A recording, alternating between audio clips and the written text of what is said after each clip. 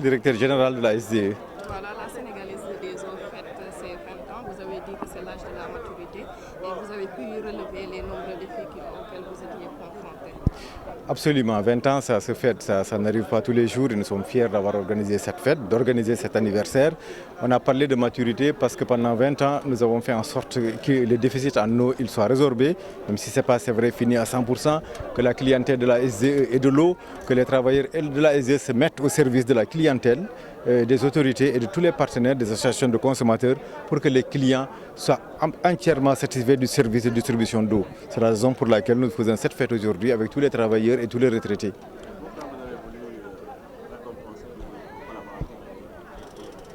Parce que si nous sommes arrivés à ces résultats, bien sûr, il y a eu les actions des pouvoirs publics et de nos collègues des autorités de la SONES, mais il y a surtout eu les actions des travailleurs. Quand nous démarrions en 1996, ils l'ont dit, c'était assez difficile.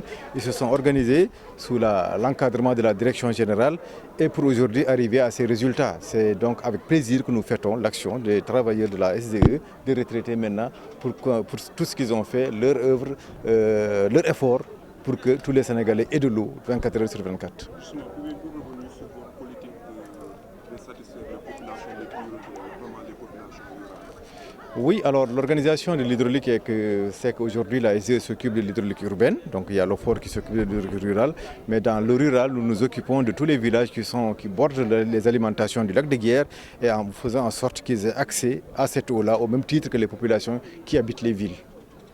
Et en ce qui concerne la qualité de l'eau, parce qu'il y a certaines populations qui continuent de se plaindre sur la qualité, qu'est-ce que vous comptez faire? La qualité d'eau, nous l'abordons sous deux angles. Ce qu'on appelle la qualité physico-chimique, c'est quelques paramètres qui sont présents dans l'eau au-delà des recommandations de l'Organisation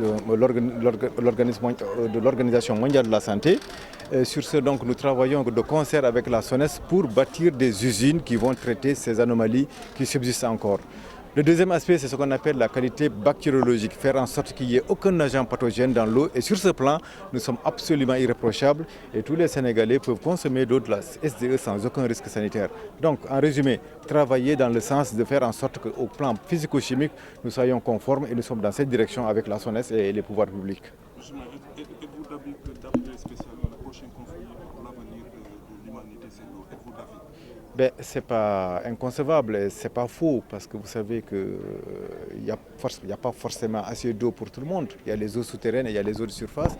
Donc il se peut, bien entendu, que dans les prochaines générations, qu'il y ait des difficultés pour l'approvisionnement en eau des populations. Donc il faut que nous tous que nous soyons vigilants, nous les professionnels de l'eau, les pouvoirs publics, pour que ce conflit annoncé, qu'il n'ait pas lieu.